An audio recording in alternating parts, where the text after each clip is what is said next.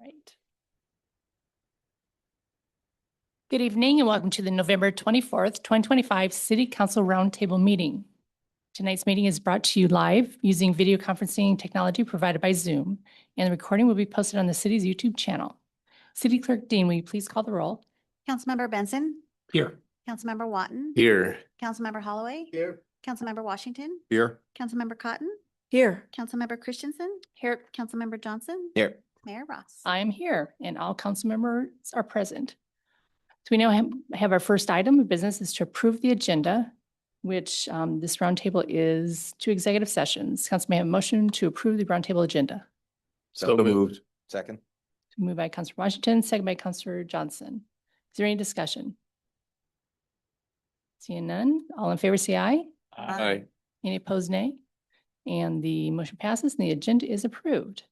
Tonight, we have 2 executive sessions. The first one is pursuant to RCW 42.30.1101B to consider the selection of a site or the acquisition of real estate by lease or purchase when public knowledge regarding such consideration would cause a likelihood of increased price.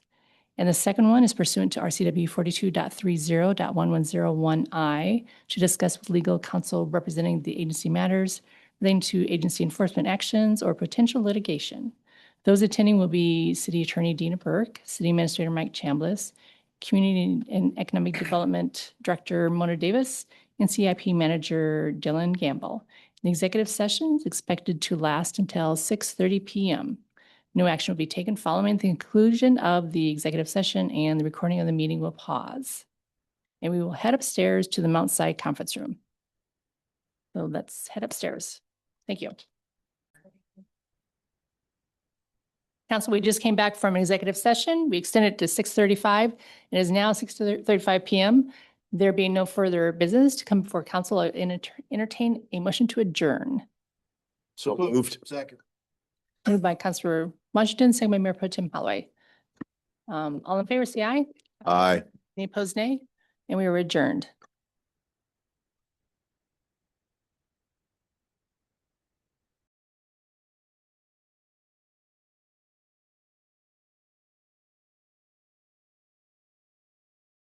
The City Council. Time is now 7 p.m. Let the record show that all council are present. Council, please stand and join me in saying the Pledge of Allegiance. Councilmember Watton, would you please lead the pledge?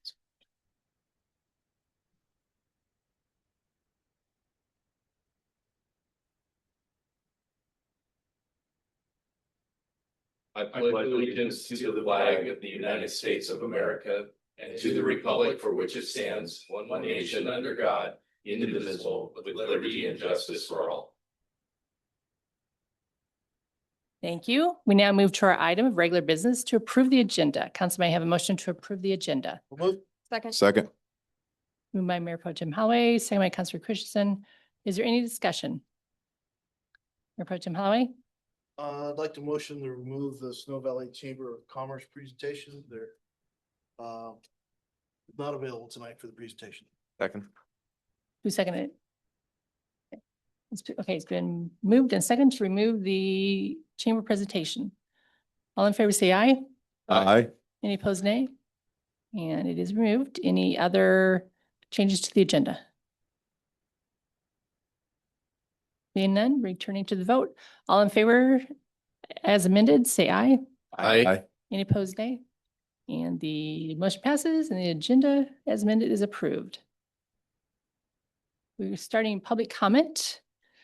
This is our public comment period, and we'll provide for residents to comment on items not on the agenda. No online public comments will be accepted during the meeting. Written comments are encouraged and may be submitted in person, mail or email to cityclerk@snoqualmielaw.gov. So before we get further, is there anyone in the council chambers that wish to say public comment? Seeing none, our public comment is now closed at 7:02, and move on to the consent agenda. The consent agenda contains approval of the city council meeting minutes dated November 10th, 2025, approval of the claims report dated November 24, 2025, AB 25-019, appointment of municipal court judge, AB 25-116, Puget Sound Regional Council Conditional Certification to the 2024 Comprehensive Plan. AB 25-117, Amendment of Landscape Maintenance Agreement for Facilities. AB 25-118, Amendment of the Landscape Maintenance Agreement for Mini Parks. And AB 25-119, Amendment of Landscape Maintenance Agreement for Snoqualmie Parkway and right-of-ways. Is there a motion to approve the consent agenda? So moved. Second. Been moved by Counselor Washington, second by Counselor Cotton. Any public comment? Seeing none. Council, any discussion? Hearing none. All in favor, say aye. Aye. Any opposed, nay? And the motion passes unanimously, and the consent agenda is approved. Next one is ordinances. Under ordinance, we have AB 25-092, ordinance adopting Snoqualmie School District impact fees for 2026. And this is the second reading. Mayor Pro Tem Holloway, would you please read the introduction and motion? This is the 2026 update to the Snoqualmie Valley School District number 410 school impact fees. Move to adopt ordinance 1312, updating the Snoqualmie Valley School District impact fees for 2026. May I have a second? Second. Been moved by Mayor Pro Tem Holloway, second by Councilor Washington. Again, is there any public comment regarding this item? Seeing none, is there any discussion or do you have any questions? We do have our Community and Economic Development Director, Mona Davis, here to answer any questions. Council, do we have any questions? Seeing none, moving to a vote. All in favor, say aye. Aye. Any opposed, nay? And AB 25-092, ordinance adopting Snoqualmie School District impact fees for 2026 is approved. Next is AB 25-103, critical areas ordinance. This is the second reading. Councilor Washington, would you please read the introduction and motion? Yes, I will. This agenda bill seeks city council adoption of the proposed ordinance adopting a revised chapter 19.12 critical areas of the Snoqualmie Municipal Code. Proposed motion, move to approve ordinance 1313, amending Snoqualmie Municipal Code, Title 19, Chapter 1912, related to critical areas. Is there a second? Second. It's been moved by Councilor Washington, second by Councilor Johnson. Again, any public comment? Seeing none, Councilor, is there any discussion? Moving to a vote, all in favor, say aye. Aye. Any opposed, nay? Motion passes and AB 25-103, critical areas ordinance is approved. Next is AB 25-104, ordinance certifying an increase in property taxes. This is the second reading. Mayor Pro Tem Holloway, would you please read the introduction and motion?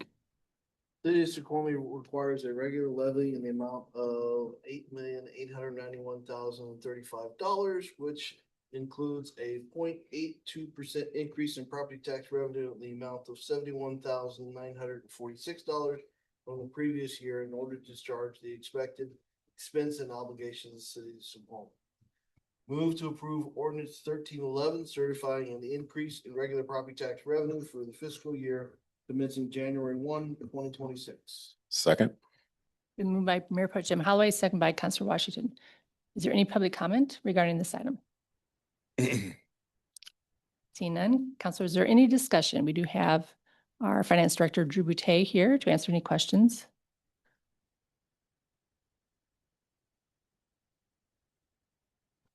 Seeing none, move to a vote. All in favor, say aye. Aye. Any opposed, nay? And the motion passes unanimously. The AB 25-104 ordinance certifying an increase in property tax is approved.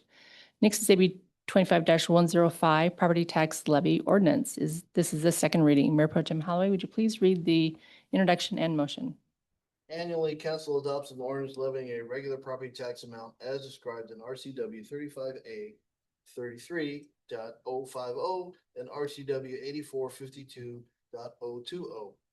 The city of Snoqualmie uses the amount of regular property tax collected to fund important services such as police, fire, parks, and street maintenance, in addition to other necessities. Move to approve ordinance 1310, levying regular property taxes for the fiscal year commencing January 1, 2026. May I have a second? Second. Moved by Mayor Pro Tem Holloway, second by Councilor Johnson. Is there any public comment regarding this item? Seeing none, Councilor, is there any discussion regarding this? Councilor Johnson? Just want to mention one thing here is, well, actually two things. First, the way this works, I could imagine someone in the public perhaps going through this, being like, but you guys are levying two taxes tonight. What's going on here? So I don't know if Director Boutte just wanted to make a quick mention about why they're the two, or someone else from staff. But one other thing I want to mention is that for myself as a council member, there are certain yardsticks that I use for kind of measuring what it is that we do throughout the year. And this is a very important one to me, where I look at this and I say, look, every year for the most part, we don't have to, but every year we usually pass this. And if we're going to be spending money, this is one of the things I compare it to. I think, is it worth us having raised those taxes to cover something of this size? This is a typical scale of many of the bills that come before us. So I think that that's been useful for me. All right, so thank you very much for the question, council member. Just to kind of hit on the second topic a little bit, the amount of the regular levy that we're increasing this by is under 1%. So we're asking for $71,946. Council has already passed that, but if you compare that to the COLAs, for example, and the expenses of those COLAs over time, this is less, right, than those COLAs that we're going to see for 2026. So as a result, we have to make up revenue in other areas in order to make up that difference overall between the property tax that we're collecting with this 1% increase versus the COLAs that we expect to experience next year. With that said, the difference between the first ordinance and the second one, it really comes down to the state law. The first one is to certify that increase in the property tax by 1%. So in essence, if you're a homeowner that was already established in this community, as a result of the passage of that bill, your property tax from the city of Snoqualmie is going to increase by 1% from us. Keep in mind, however, that there are variations that do take place, and those variations are based off of how your assessed valuation changes relative to someone else's assessed valuation. So if your assessed valuation is going to increase 4%, but someone else is staying even or is decreasing, your percentage of that pie of the amount of property tax that you would pay overall is going to be more. And so as a consequence of that, your bill is going to potentially increase more than 1%. I think people struggle with that concept a little bit. It's our property tax budget that is increasing by that 1% overall. The second part of this is just to make sure, is the total correct? So once you start to plug in the 1% with potential new construction and utility values and things like that added to the mix overall, what is the total property tax budget the city's going to collect for 2026? And that's what we've got in that second ordinance. Hopefully that does a good job. Councilor Johnson? So my point simply being that someone could look at this and think that it was somehow two different taxes when that's not the case, correct? No, Right. They're linked. Thank you. Any other comments or questions? Seeing none, moving to a vote. All in favor, say aye. Aye. Any opposed, nay? And AB 25-105, property tax levy ordinance is approved. Next is AB 25-107, the 2025 to 2026 mid-biennium amendment. This is the second reading. Mayor Pro Tem Holloway, would you please read the introduction motion? Purpose of the ordinance to amend the 2025-2026 biennial budget, to provide the city with the appropriations necessary to account for the dissolution of the North Bend Police Services Agreement, the adoption of the utility rate study, city expenses rising at a pace greater than inflation, project amendments, and other various expenditures throughout the city. Move to approve ordinance 1309, amending the 2025-2026 biennial budget. And a second. Second. Sorry. It's motion by Mayor Pro Tem Holloway, second by Councilor Watton. Is there any public comment regarding this item? Seeing none, Councilor, is there any discussion? We do have our Finance Director, Drew Boutte, here to answer any questions regarding this budget amendment. I also have a presentation too. And he has a presentation. Councilor Cotton, did you have? I'll wait till after the presentation. Maybe it'll. All right. So thank you. Good evening to you, council. Oops. Let's start here. All right. So welcome. This is just a follow-up basically from the presentation that was delivered to council at the last council meeting.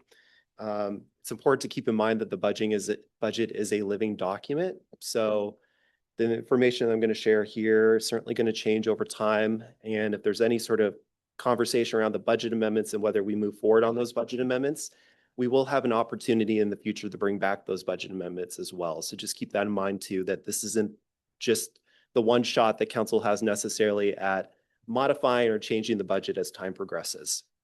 So with that said, I just want to go over the budget amendments really quickly. I'll just read the list. The city is asking for several amendments related to the following. One second, I guess you have a question, Councilor Washington? So, yeah, I just want to make sure, Director, but once we pass the budget amendment, we've appropriated. You have Now, appropriated. at that point, we can come back and modify the appropriations. But once we've passed the budget amendment, we've made an appropriation. Yes, correct. Okay. Mhm. Thank you, Madam Mayor. So with that, the city is asking for several amendments related to the following. The North Bend Police Services ILA dissolution, liability and property insurance, so appropriating for basically an amount above and beyond what we've currently budgeted, workers' compensation insurance, outside legal counsel, health insurance, specifically for the fire department, AED replacements, splash pad operations to make sure that we're covering our full operations this past year. Public defender, we know those expenses are expected to increase as a result of this Supreme Court order recently, as well as a utility fee transfer. So taking some money that is utility fee revenue that's in the non-utilities capital fund and moving it to the utilities capital fund, making sure that we're accommodating or reflecting the utility rate study, what council passed in that utility rate study, a stormwater system plan increase, Eagle Lake Reservoir project and loan, a couple projects here at the end, water reclamation facility phase 3, and then the business park lift station that is tied to the hospital expansion project. So certainly a large number of amendments before you in this agenda bill today. Just to kind of summarize this for everyone here, what we're looking at is a table, the total appropriation, and then really focus on those capital expenditures and operating expenditures. That's money that's actually leaving the city. So while we look at that total appropriation, think that our budget is that large, it's actually money that is moving between the different funds as well, in addition to the capital expenses and the operating expenses that are actually leaving the city in total. What we're comparing ourselves to is the adopted budget. When you account for all the appropriations that we have in here and what we've requested as a part of this total appropriation is a $16 million decrease in the city's appropriation. The majority of that is related to the North Bend Police Services dissolution, as well as the utility rate study alignment, I would say. As a result of that, our transfers out, which means money that's moving between the different funds, is expected to decrease. Those internal services are expected to decrease as well. So that's money that's being charged by one department to another department and so on. In addition to that, our capital expenditures are expected to decrease just very slightly. And then our operating expenditures are expected to decrease from the adopted budget to the amended budget by about 6.6% in total. So that just gives you kind of a summary of what's happening as a part of the total appropriation. Just because I like figures that describe the per capita amount. In 2025, the city expects to spend an estimated $2,080 operationally per person. So that's focused on that operating expenditures line, making sure that we're taking out the North Bend Police Services Fund and then dividing it by the total population.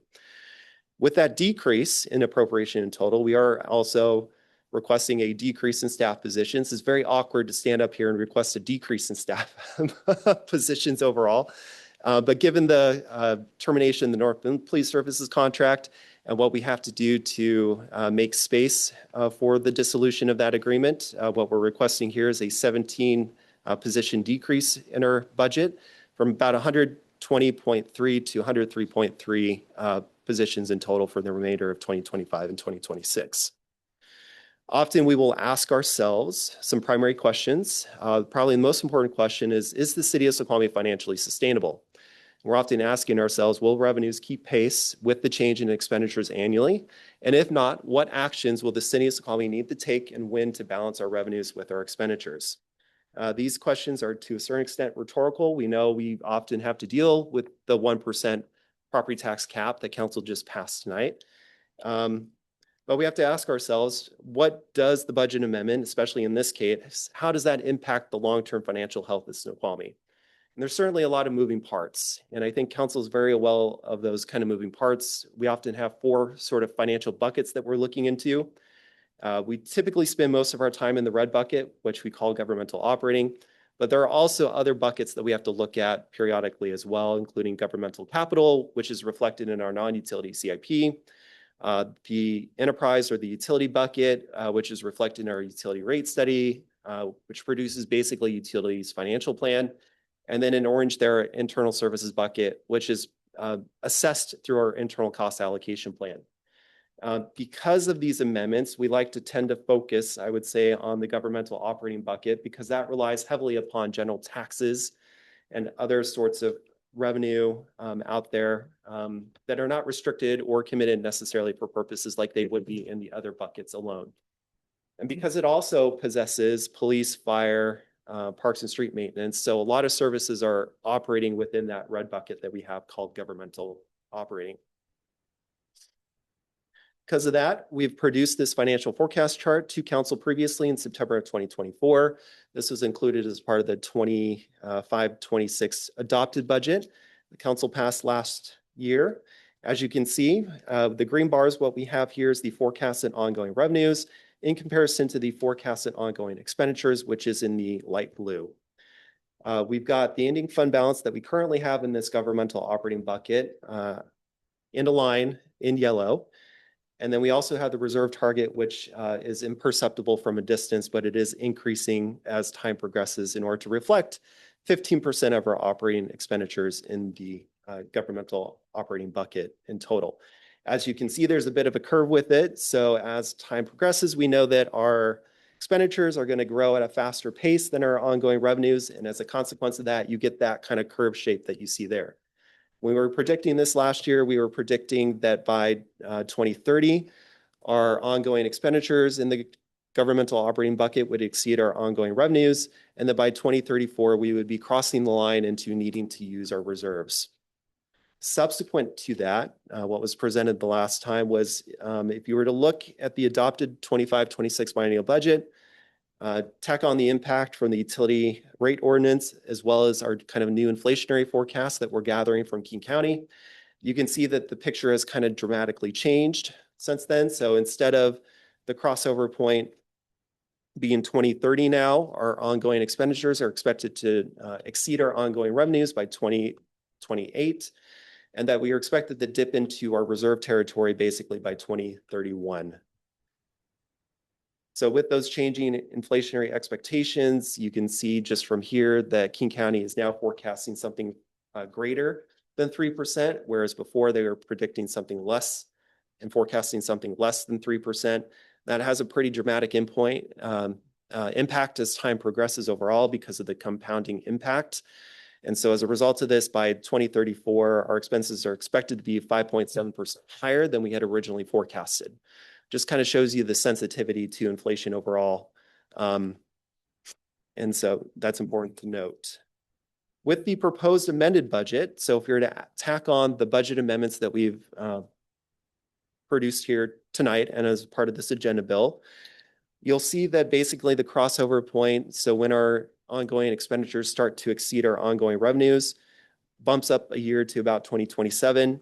But our crossover point into the reserve territory, to the point where we would need to start using reserves, stays at roughly that 2031 mark. With that said, there is a key assumption in here that I want to make sure that we're addressing a little bit tonight as well. That key assumption is the comprehensive fee study. Comprehensive fee study assumes a revenue increase resulting from the currently incomplete comprehensive fee study. So what we had built into the, not the comprehensive fee study, into the financial forecast, an assumed amount of revenue that we are anticipating to collect once the comprehensive fee study was completed. The anticipated revenue from the comprehensive fee study was first included in the 23-24 biennial budget. And the anticipated revenue from the comprehensive fee study was carried over into the 25-26 biennial budget, primarily because of staffing constraints. It was delayed during the 23-24 biennial budget, but we didn't necessarily eliminate that forecasted or those anticipated revenues. And so those were just carried forward into the 25-26 biennial budget. And so I've just pulled out a couple snippets basically from this budget. So what we had stated in the 25-26 biennial budget in the document, we stated that this study was proposed during the 23-24 biennial budget and was delayed. As originally intended, the comprehensive fee study will look into all city fees, including building permits, the use of recreational fields, staffing rates, and ambulance transport, and will consider the degree to which the city should cost recover through its fee structure. Well, we are getting closer to actually wrapping up that report. The finance department has received a final report from our consultant, and we're currently developing 3 options for council consideration. We expect these options to come into council in January or February of next year. We would like to have the mayor-elect review what we're producing as well.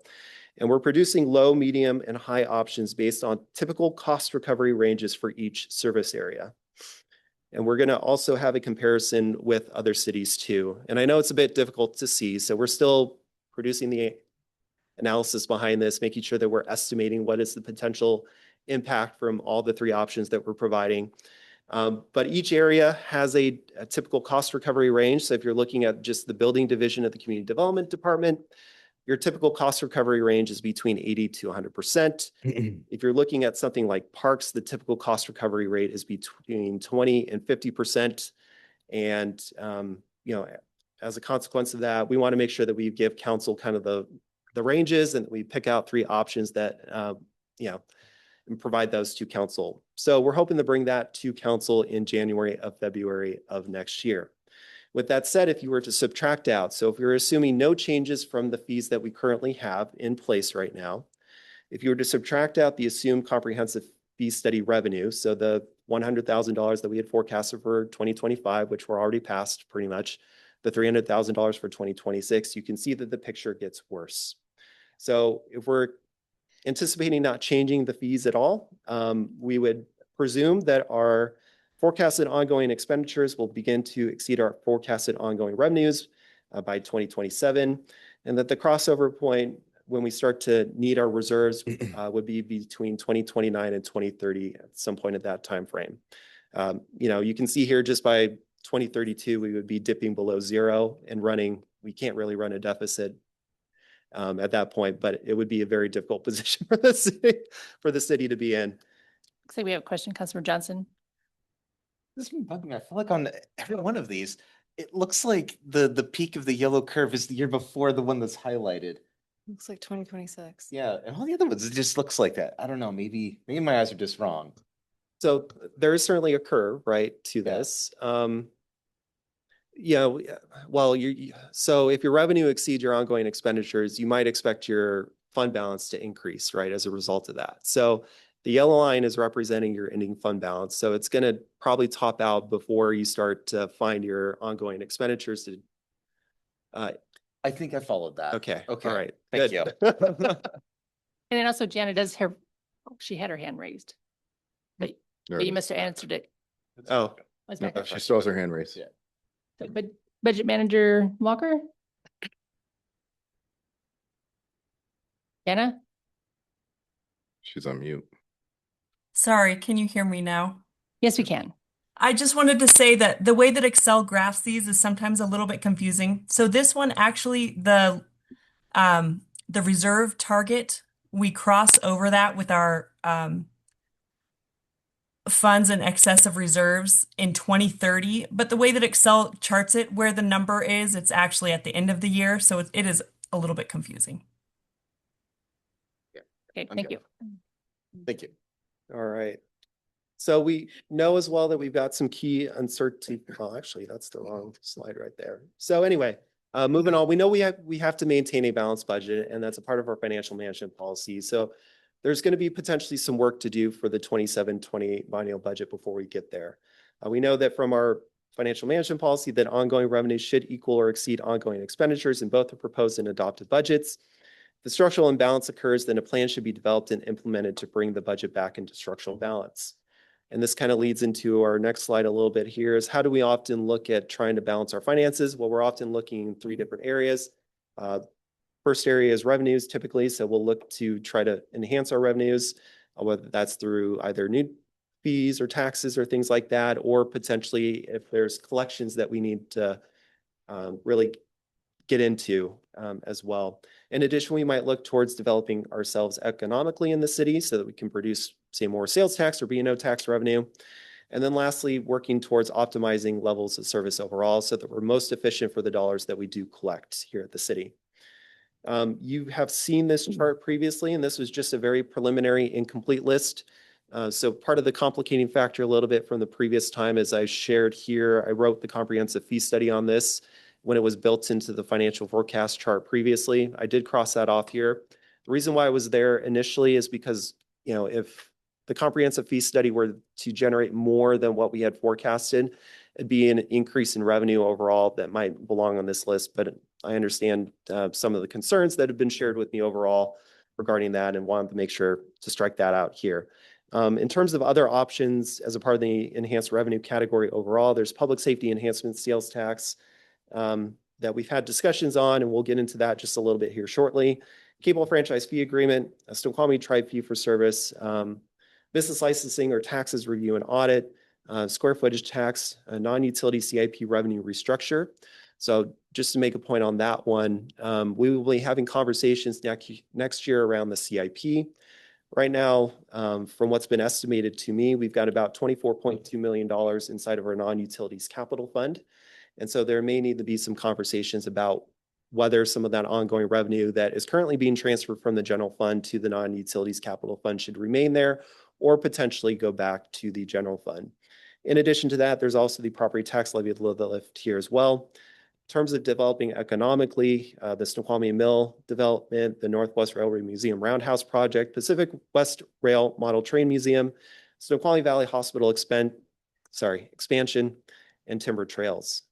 Optimizing levels of service. I know council has done a lot of work on attempting to transfer the Snoqualmie Parkway to WashDOT. So thank you for your efforts on that. Potential other transfers of city property, a vehicle replacement schedule review, internal services review, potential regional partnerships, and then a couple dealing with potential our employees here at the city and making sure that we're competitively positioned for COLAs, and then also potentially thinking about how we might be able to reduce our health expenses over time.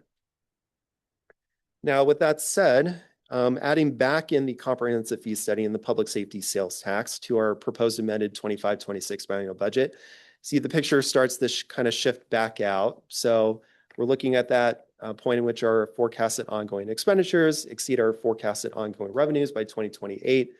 And the time period in which we'd have to dip into our reserves would be roughly around 2033.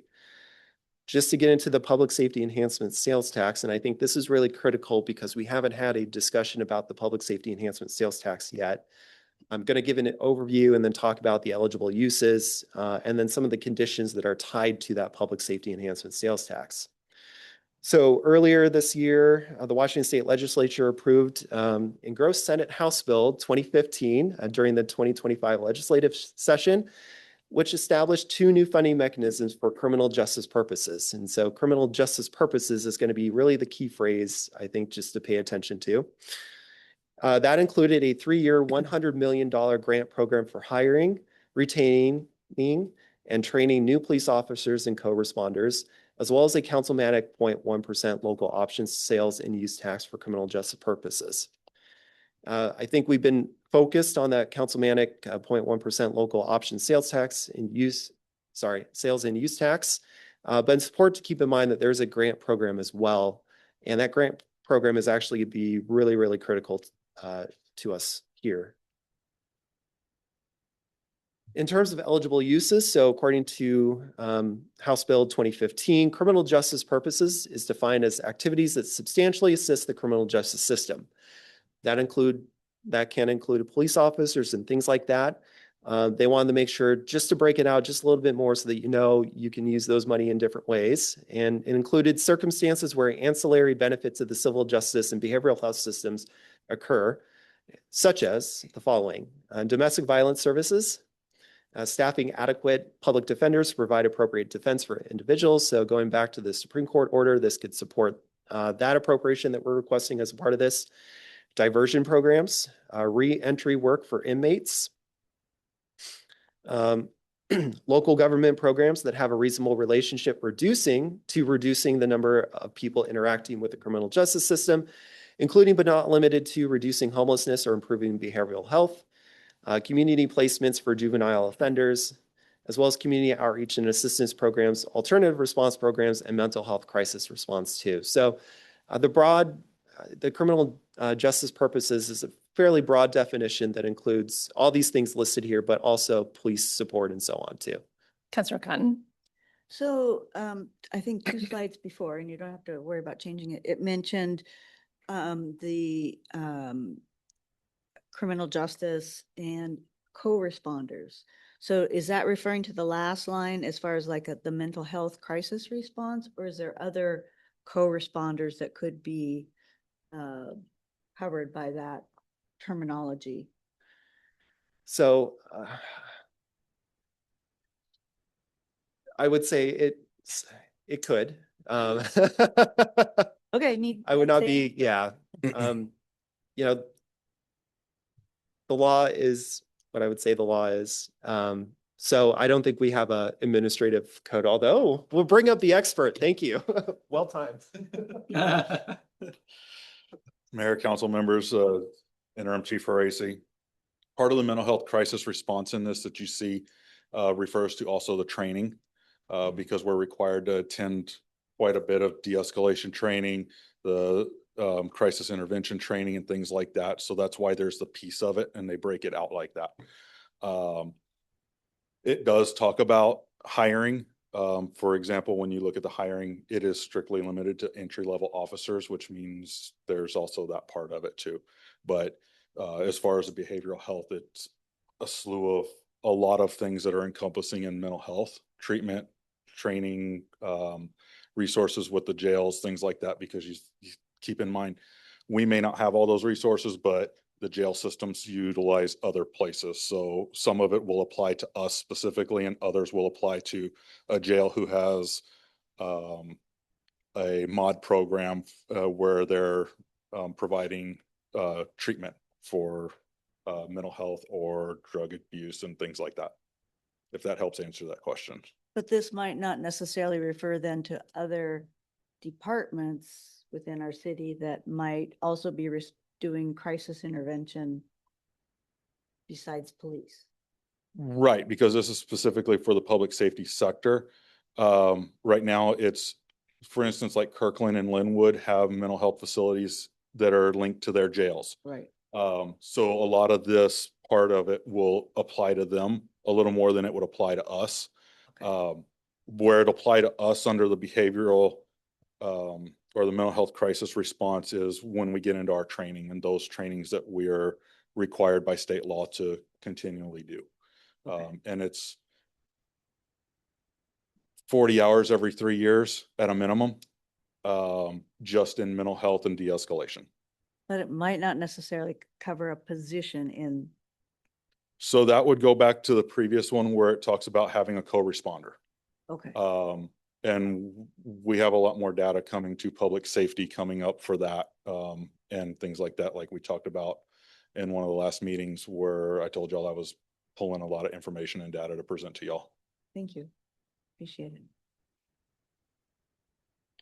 All right, so next I'm going to describe the impact. In terms of the estimated ongoing revenue, if we were to propose a July 1st, 2026 kind of start date, we'd expect to collect at least $97,000 for 2026, but really the first full year of this revenue would be 2027 likely. And so as a result of that, we'd expect to collect at least $301,000 in estimated ongoing revenue.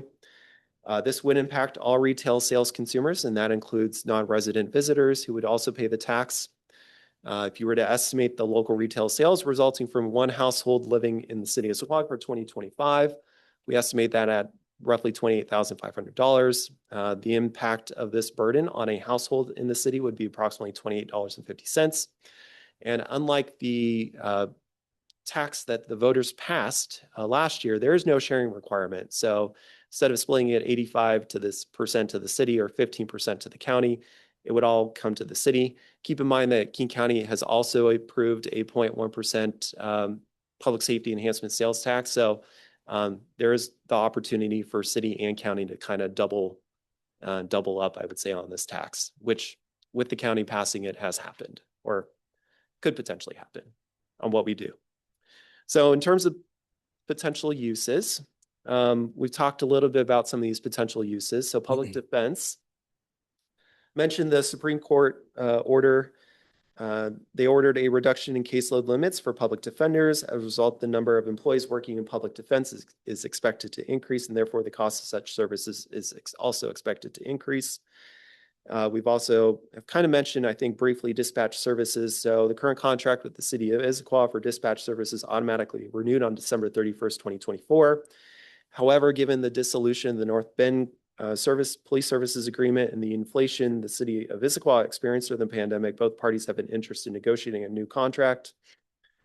So you can expect to have some degree of conversation on that next year. If you're to estimate the impact over what we've currently budgeted right now, kind of at this stage, we would expect 2026 to be between these two things right here, put us about $77,000 over budget for 2026, and then roughly about $152,000 on from there over forecasted right now between those two different items. Other potential uses that we've kind of mentioned briefly is a co-response program. So unfreezing the police department's co-response program by hiring a mental health professional and community co-responder L2, so level 2. We know that the program provides help to individuals in crisis in which police officers may not have the requisite knowledge to handle with appropriate sensitivity. And that's in essence what that person would help with. And we can hopefully divert individuals from detention or arrest and may recommend hospitalization or other resources with the goal of affecting a better outcome. We also have kind of just shown some financial forecast charts. So I always have an interest in terms of just addressing the structural imbalance and keeping our levels of service the same. So in essence, if we wanted to, we could use this funding to address the city's structural imbalance in governmental operating by using the tax revenue to reduce the police departments, and therefore the city's reliance on property taxes as a funding source overall. As you know, we're still restricted to that 1% cap. So we've been making an effort, I think, to develop more kind of sales tax revenue in order to sustain us during periods of high inflation overall. The really important aspect, I think, to this section right here is really the conditions. So there's a lot of qualification to this for us to be able to take the 0.1% sales and use tax. I see a Perfect. hand. Well, Representative Tim Holloway. Isn't the 1% gonna come back later for us to consider? I'm trying to, I really want to focus on the adjustments we're making tonight. So, I mean, For the amendment, yeah, budget amendment. let me know when you're ready to get into that conversation, because I got a couple slides back. I want to go back on to Okay. talk about the changes we're doing tonight, not potential things we could do in the future that are coming before us at a later time for the consideration. I don't need the sales pitch yet. Okay, Yeah, I'm just trying to put information out there. understand, but, Some of us do need the sales pitch okay, to go ahead. go through it a couple times if we're not used to it. Sorry. I know me. I'll forget it by the time we get back to it. Go ahead. All right. So we haven't talked about this, but it has come up in the last meeting. And so I want to make sure that we're addressing the public safety enhancement sales tax so that everyone has a full picture of what's actually going to be required as a part of this. Especially if we're listing it as an option for how to address our future structural imbalances. In terms of those conditions, for the 1% sales and use tax to take effect, the city must qualify for the grant. To qualify for the grant, SPD must have the following in place right here. So it's going to be a long list I'm going to be reading to you. The Washington State Office of Attorney General Training and Policies. So making sure that we've got established policies that comply with state law, as well as the AGO's guidance for law enforcement practices related to citizenship status. Making sure that we're participating in CJTC trainings related to behavioral health and first aid. So making sure that we're doing those. Use of force policies, establishing policies on de-escalation and the use of force that incorporates the AGO's guidance on duty to intervene in the use of police dogs. Need to have a use of force database or comply at least with state laws on use of force data reporting. This one's once the state program is operational. Making sure that we have established policies related to civil protection orders and the court-ordered surrender of firearms. making sure that we've got at least 25% of officers who have completed CJTC crisis intervention team training, making sure that we've got 100% completion by required officers for CJTC trainings on sexual assault and gender-based violence. Training is required of all the officers every 3 years. And then making sure that we receive funds from an authorized public safety or criminal justice sales tax, which we can check the box on that. In addition to that, leadership requirements, so making sure that we have a police chief, sheriff, or marshal who is CJTC certified and hasn't run into any issues with the law.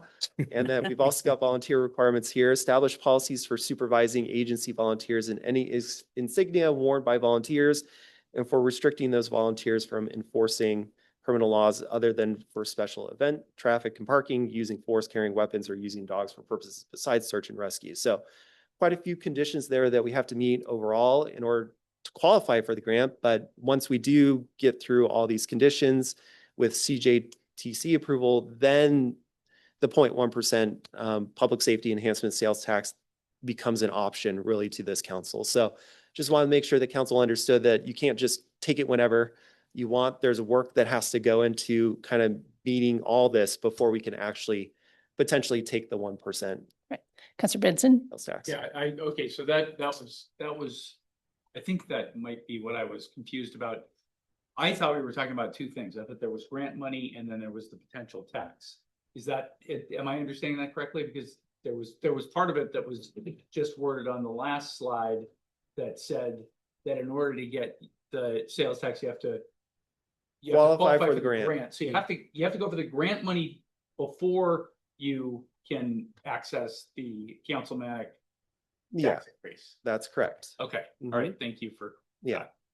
Councilor Washington? Yeah, so it sounds like there's a litany of things we have to do here, specifically 10.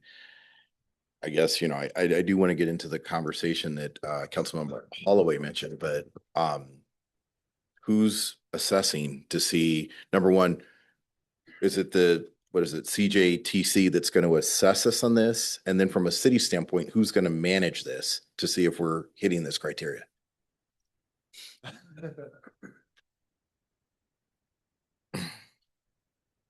To answer your question, council member, there is a lot to this. The Mhm. police department is going to be doing a lot of the managing on this. CJTC is the evaluator on everything.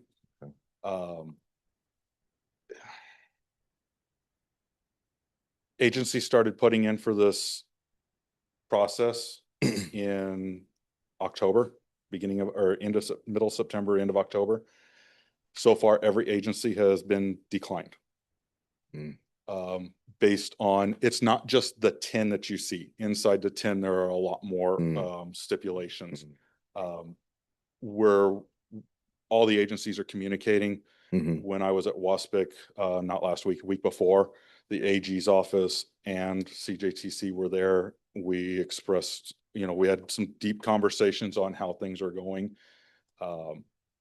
They're giving us guidance. We're constantly in communication and making sure that we meet those standards. They're constantly updating their website and the application process. And as those things are updated, I'm going through and making sure we check those marks. Some of it will end up based on training or training needs may occur after the first year. Some of it may be sooner than later. Some of them are being done immediately. So like for instance, the training requirements for the sexual assault training for both investigations and patrol, that's already checked off the box. And so those things are constantly rolling forward and all the agencies are communicating. Just a quick follow-up, Yeah, Madam Councilor Mayor. Washington, and then Councilor Cotton. Thank you. So, sounds like it's not a gimme.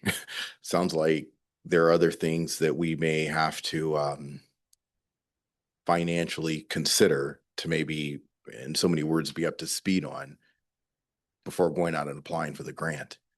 So we will apply for the grant when we can meet all the standards based on what they've projected. Some of it will be training based on the need of the department, where we might project it out. And as long as we have a plan with the academy where they say, okay, you have a plan, for instance, a DT instructor. I'll just use that as an example. Mhm. That's a 2-week course. Okay. And if I say, I don't, because of our staffing levels at the moment and still maintaining police services in both city, if I have to wait till April to send them, Mhm. where I have a better staffing model for Snoqualmie alone, then we can wait till April and move that out. And they are good with having those projections. A lot of it revolved around a couple of policies was what was being kicked back for. Mhm. And the academy, the AG's office, and the departments are all working with our policy maker or with the policy management systems we use Mhm. to make sure that those get kind of brought up to state law standards, which they had not been done. Okay. So some of it's not necessarily on us. We're also rewriting some of those policies and moving forward. I wouldn't say it's a huge monetary issue. It's just a matter of planning it and making it work. Okay. Thank you very much, Interim Chief. Counselor Cotton? And is there potential that any of the hoops you're jumping through for the grant and potentially the tax, will any of these check the boxes for accreditation? Yes. A lot of those are part of the accreditation process. Some of them are not. So that is being, we're working through everything, and I'm still working on, just as we go, things that are needed to meet accreditation standards. Bellingham was one of the first agencies to submit for this. They are an accredited agency and they got rejected. Kent is an accredited agency. They got rejected. Bellingham resubmitted recently. Actually, the week we were at Waspic, they resubmitted. So we're waiting on their reeval. And it sounds like it's going to go based on all the feedback that we're getting from the academy. I've spoken to the lady who's doing the evaluations multiple times for several hours at a time, just to make sure that the things I'm looking at are meeting those boxes. So there's a lot of communication to make that work. Then there will be a review from the city attorney, from finance on part of them. And then by the time we're ready to do that, the mayor-elect will also have to be the one that signs off and submits that form once we're there. So there is a process to it, but it's not doable.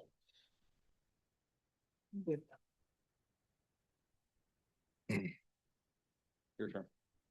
All right, so just a couple more slides on this subject. As the police chief referenced, a detailed staffing plan, so must include the number of co-response teams, administrative staff, specially commissioned officers and officers on a flexible schedule. We also need to provide information which includes the average 911 response rate and an average case closure rate. Once we've submitted all this documentation, the CJTC will have 45 days to review and notify the city of any outstanding deficiencies. If the resolution is approved and no outstanding deficiencies exist, then the city can send the resolution to the department or a sales tax resolution. In terms of those rate changes, so there's certain dates in which we have to notify the Department of Revenue, so we have to keep those in mind too. Usually it's around kind of a quarter system, every quarter except for, let's see, April, yeah, and at least 3 of the quarters. So we won't start collecting sales tax until sometime after, say, a sales tax resolution is approved.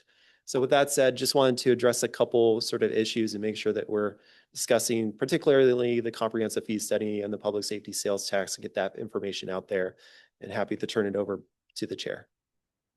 Right. Thank you. Counselor Washington and then Counselor Cotton.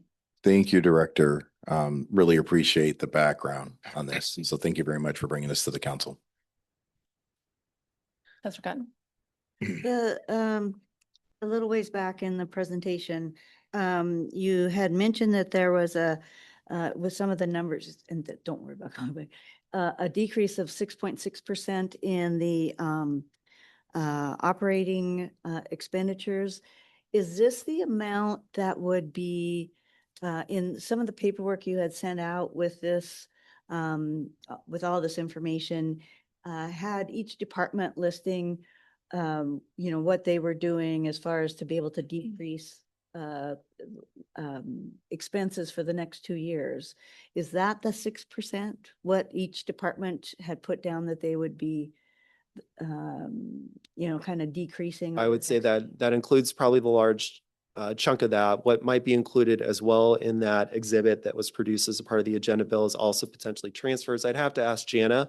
So what she's referencing for everyone's benefit is an exhibit included as a part of the agenda bill, in which we talk about what we're decreasing in order to make up for the increase in the police department expenses overall, in order to accommodate the additional FTEs that we'll have in order to service the rest of the city of Snoqualmie, because we're no longer cost sharing with North Bend for some positions overall.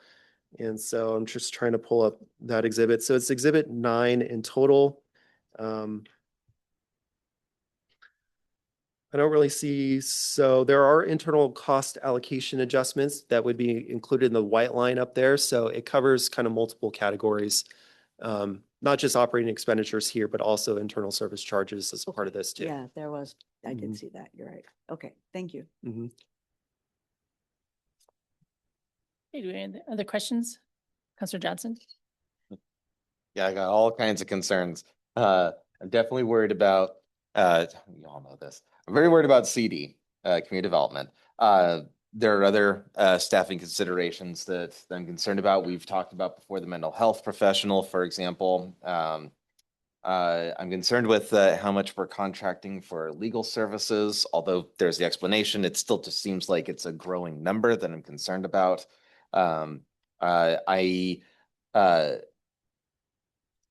So we did not adopt, when we adopted the previous budget, we included that fee study. And so Director Boutte and his team have included those in their projections, fine, even though we don't actually have those fees and those new fees in place. So I do think that we end up with a picture that's a lot less rosy than how a lot of us would like to think of it until we do adopt this new fee schedule in whatever form we end up adopting it or not adopting one. But that means that we're way farther behind the mark than we thought. In fact, we're in the next biennium. Well, actually not very far into the next biennium that we've got problems. But there are additional revenue services like the public safety. There could be some grant writing opportunities. So I do think that there are some lights at the end of the tunnel there. But at the same time, I don't have a fix for for all of those to propose. And so I think that what I'd say is that the budget amendments that are on the table tonight, I think that those are the best that I think that we're likely to get until the end of the year. And then a lot of these other conversations are just going to have to happen. They're going to have to be tough conversations in the next biennium discussions next year. So that'll yield. Mayor Pro Tem Holloway? So the reduction in head in CD, there are things we're not getting to, and I view that as contrary to the goals and objectives that the council called out. Yep. I was, as you were going to ask for if we could have reconsideration at the beginning of the year, but you lost my patience 5 minutes ago. I moved to restore the head to community development starting July 1 of 2026. Second. There's a motion to add a resource at CD effective July 1st, 2026 by Mayor Pro Tem Holloway and second by Councilor Johnson. But how are we gonna fund it? All I'm really doing is forcing that conversation. Right. That's why I put it in July. All right. We do have, you don't see the lines cross out for some time, so we can pull that cross in order to make benefit of that added position in CD. But I want to force the conversation of how do we fund that and how we get to those things. Again, frankly, we're not getting to right now. How about our finance director? Well, thank you for letting me test your patience tonight with this. Our intention was to have a conversation around CD positions overall, I believe at the next CD committee meeting, Right. December the 1st. So we were holding off on some of these subjects until that aspect. We do want to make sure that we give our CD director some time to come up and have that conversation with council as well. But that was our plan. I wanted to address at least these two things here tonight, and then potentially address the CD position before the end of the year at the next CD committee. We had their hand up first. Who, We'll go to the CD chair, Councilor yeah, Washington and then Councilor Watton. understood that the concern for the loss in head. However, what I'd also like to see is what work is coming due in CD. So I know that there's potential zoning that we're looking at doing. Some other projects that I just can't think of off the top of my head, but what's due, when is it due? Can some of the work be staggered out before we commit to a head count? So I'd like that to be a part of the discussion as well. Councilor Watton. So a couple things. First of all, I appreciate the sentiments of increasing the staffing to community development. I think that's a worthwhile discussion. I'm not in a position tonight to say, okay, let's go ahead. We need to understand that a little bit more and have the input of the director on that as well. The other thing, I just want to clarify, and that is all the projections that Mr. Boutte has put out, you know, we are two bienniums, biennium of 27, 28, and then the next biennium, 29, 30, which is, that's where the concern is. And we definitely need to keep that in mind, and we can't be optimistic and think that there's going to be new growth inside the city by then that will impact it. We have to look at it as what we have today. So there are a lot of unknowns yet. So I do think that there is a deeper discussion that we need to get to, but for the purposes of tonight is just kind of right sizing things. And then once the new administration's in place, give them a chance to land and have input on budget and adjustments going forward. So anyway, that's my position. Councilor Johnson. Yes. I do believe that our staffing at CD is, from every city that I've been able to look at, is substantially smaller by 2 to 3 heads. That's cities that are smaller than us in population. And I believe that our staffing that not only is proposed here, but that we just have right now is discordant with the priorities that the council had been discussing with regard to the strategic plan. I realize we have not adopted said plan, but we're getting pretty close there. And I think that it would be disingenuous for us to say that, oh, well, we didn't mean any of that stuff we've been talking about. There was an awful lot of community development in there. In fact, that was the biggest component. So I believe that we will find a way to fund that head just like every other small city does. And I think that is that has been a priority for all of our discussions as a council. And so I do support the motion. Mayor Pro Tem Holloway. But I do want you guys to acknowledge, if you do nothing and we do nothing from now on, that position is gone. I want to force that conversation again. That's why the date is July. We can do another budget amendment between now and then to make it permanent. But as right now, you're making it, that position is gone. I want to force that conversation. I seriously think reducing the community development department, that extra head for things we're not getting to and that is contrary to our council priorities. We need to force that conversation. Councilor Christensen. Agreeable to forcing the conversation. Are we allowed to just amend it to add additional costs at this point without having additional funding in place on the standing motion, since we're trying to do this by ordinance? Or is that, again, just something we're going to have to follow up with in the spring? Because if we try to pass it as is, we're adding another staff position without funding, and it's going to tweak what we're trying to pass right now. So help me out. Maybe I'm worried over nothing, but again, happy to have that conversation. Also would like to see CD fully staffed and making sure that department is set up in a way where it can be successful. I just want to make sure that that's even something we can do at this juncture if we're not providing for the additional funding here. Let's hear from our finance director. So just want to remark on the position overall. That is sorry, I went to the front. That is a planning technician position. that's proposed. So we're moving the community liaison from the CD department to communications. That's a plus minus. I mean, yeah, basically, math, yeah, correct. yeah. That's why you see two here, right? So the other position that's in question is the planning technician. There were 4 positions in light of the North Bend Police Services dissolution of that contract that we're subtracting here overall, and that includes one of them. So the planning technician position overall. When you think about potential motions and things like that itself, you know, council could potentially choose to just keep the position in there, and then maybe the administration can freeze the position, right, for a period of time, in which we would then come back if we want to unfreeze that position.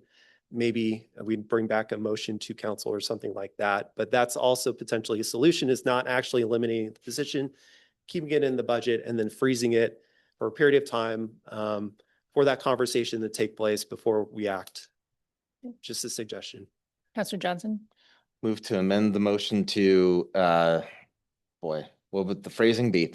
To retain that position that was just described, planning technician, but to freeze the position until July 1st, I think is what Mayor Pro Tem had said. Second. Okay, so it has been amended to retain the planning technician position, freeze it until July 1st, 2026. And it was seconded by Councilor Washington. Mayor Pro Tem Holloway? Well, so accounting question then. Are you then gonna show that position as an expenditure we expect but didn't do, so there's a recovery? Or are you just not gonna book the dollars of that position? If we freeze the position, you actually put it in the budget forecast. Yes, the budget, Okay, so we're or not. the position would not be acknowledging that the. so the financial forecast will get a little bit worse, right, as a result of keeping that position in the budget overall. But because it's frozen, we're not gonna be spending those dollars. And so as a consequence of that, you know, our ongoing expenses are likely going to be less than what we budgeted in total. So, yeah. Budget will be using proper term, inflated, but actuals will be deflated because we will not be paying out for that position. And I could show 2 pictures, right, as well. So, yeah, I could show both. I wanted to acknowledge that the position was not filled. That way, let it go through July as not existing, but that there is desire that we do something there. So put it back in July to reflect potential action. Having it in there as a ghost, I'll go either way, but Mr. Johnson? Yeah, I think it's just easier for accounting purposes to have the ghost in there. That's why, but I agree. It's a little bit of whatever. But in terms of, well, actually, you know what? This is about the next dinosaur. So I think I need to hold until we get to the next dinosaur to ask my question. back to the previous dinosaur. Yeah, exactly. So we're gonna vote on this one. You ready to vote? I think, Yeah. the amendment. So first we're voting on the motion to amend. Right. Right. To retain the planning technician, freeze it until July 1st, 2026. All in favor, say aye. Aye. Any opposed, nay? Nay. So the ayes have it, and Councilor Watton and Mayor Pro Tem Holloway voted against, so 5-2. Yeah. You ready to vote on the initial? Vote against your motion? No, that was Joe's. That was Joe's. Councilor Johnson? Councilmember Yeah, Brown. so there's actually one thing that I think does need to be clarified, because it did sound to me almost like perhaps someone could construe the conversation of, no, we're actually not having this funded period anywhere in the budget. It's just going to be like magically money disappearing. I believe that what the intent here was that it's being funded out of fund balance, not that's the actual intent of council when we get to that point next year to deal with this position. But as far as like right now, what we'd be doing to the budget would be paying for it out of fund balance. Is that what our accountant agrees? Finance director?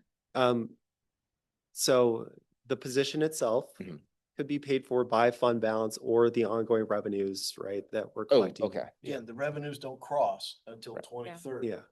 Right. We're getting more revenue than expenditures up until 2030. So it could be fund balance, it could be a portion of that Mhm. existing revenue. Okay. Borough Pro Tem Holloway. I just said in response to this. Okay, anyone else? Are you ready to vote on the original? So So Mayor, just to really quick clarify. This is the original, this is the motion. to add, Yeah. Yeah, to add it back in. And then we go back to the big one. So hold on, we You're right. so hold on, we voted to amend the motion. Now we're voting on the motion as amended. No. Yes. Oh, wait, no. We're voting on the motion. CD. There was a motion to amend, Hmm. and then there was a motion to amend the amend. Okay. We voted on the amend. We're now on to the motion to To amend, amend. which is now stated as putting the position in and freezing it. Yes. But I appreciate the city attorney also being confused on this. Oh, well, the original motion was to add a position to restart, Effective July. right? That was the original motion. Well, the original motion of the overall budget amendment. Yes. We still Right. eventually get back to that one. You have the motion now to amend to put that freeze position back in. Okay. Is that right? So the motion to amend the ordinance. Right. Yes. Yes, okay. Right. Not the ordinance itself. Of course not. Right. All in favor, say aye. Aye. Aye. Aye. Any opposed, nay? Nay. So 6 ayes and 1 opposed. Councilor Watton. Are we done voting? It looks like it's now amended. So we will keep that position in there, freeze it, and until July 1st, 2026. All right. So anything further on the mid-biennium amendment overall? Any further discussion? Councilor Johnson? I just wanted to say that I know that this is a really difficult process for staff to deal with. So I really appreciate staff's hard work on this whole process. And very thorough PowerPoints, by the way. I can go on for days, so. Okay, so this one is to approve ordinance 1309, amending the 2025-2026 biennial budget. All in favor, say aye. Aye. Aye. Aye. Any opposed, nay? And it passes unanimously as amended. Great, thank you. Thank you. Thank you.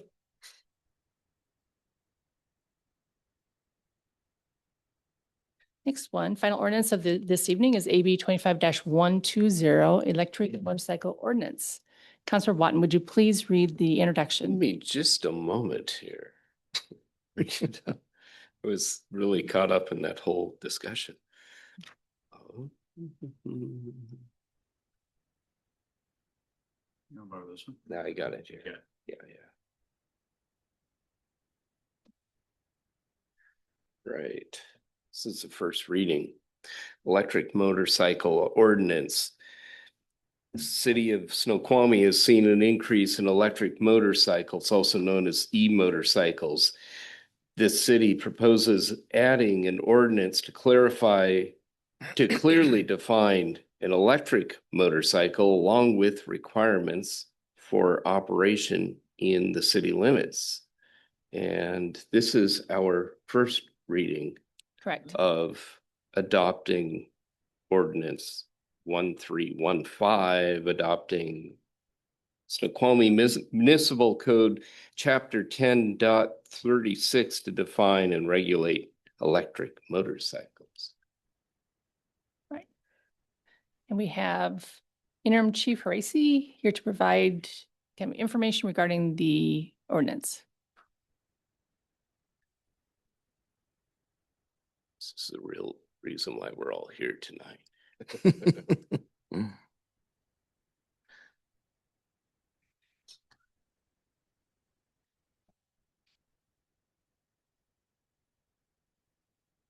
Mayor, council members, had to pull up that slideshow for you.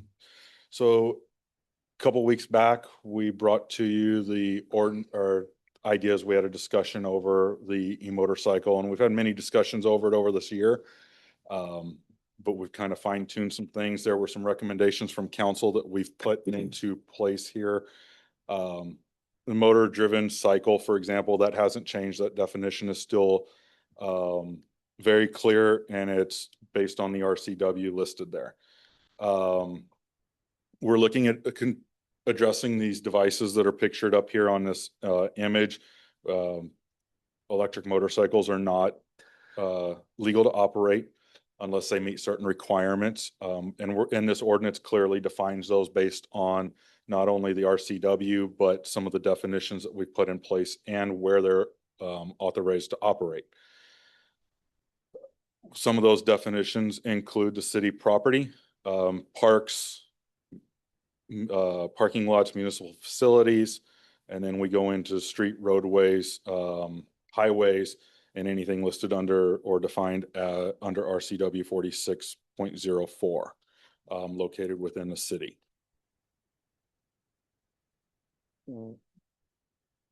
This is where we clearly define what an electric motorcycle is.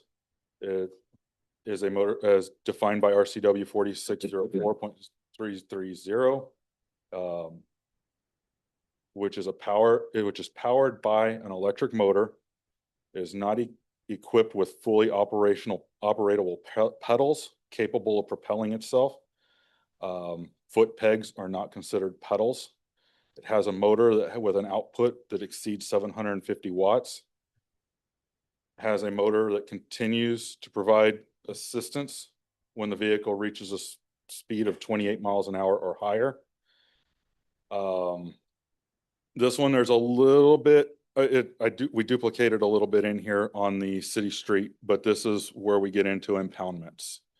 What we're authorizing here is the police department to impound these motor vehicles and at their discretion based on the circumstances to one of the tow companies that we use so that they can handle everything from there. This is discretionary for the officers if they feel under the circumstances that contacting the parents and having the parents pick it up or something to that effect, that is an option. We're not taking that discretion away from the officers with this ordinance. With the ordinance, we also clearly define that they have to wear a motorcycle helmet, not a bicycle helmet, because they are motor vehicles and they would fall under the 49 CFR section 57 or 571.218 under the United States Department of Transportation. So this is where we get into kind of some of the changes that y'all asked for. These are the general provisions. We have a section A and a section B, and this is where no person under the age of 16 shall operate a electric motorcycle within the city limits of Snoqualmie. No person shall operate an electric motorcycle that is not registered with the Washington State Department of Licensing and does not have a valid license plate. To be operated on a public road or public street or road, an electric motorcycle must meet the requirements under 4661.705. What that is that's going to hit a lot of your equipment, lighting, mirrors, and so on. No person shall use or operate an electric motorcycle upon a sidewalk, public trail, city park, or open space within the city limits of Snoqualmie. And then we get into an electric motorcycle when in use during hours of darkness needs to have those displayed lights and things described under the RCW. No person shall operate an electric motorcycle while carrying a passenger. If a motorcycle is equipped to carry two and they are of legal age and everything, that is permissible. However, in most of these cases, as the one you saw pictured on one of the first slides, is those are not equipped to carry two people. And then no person shall tow anyone while operating an electric motorcycle. So that was a section A. Then we separated out a little bit of the penalties and made some changes to your recommendations and just listed the offenses there.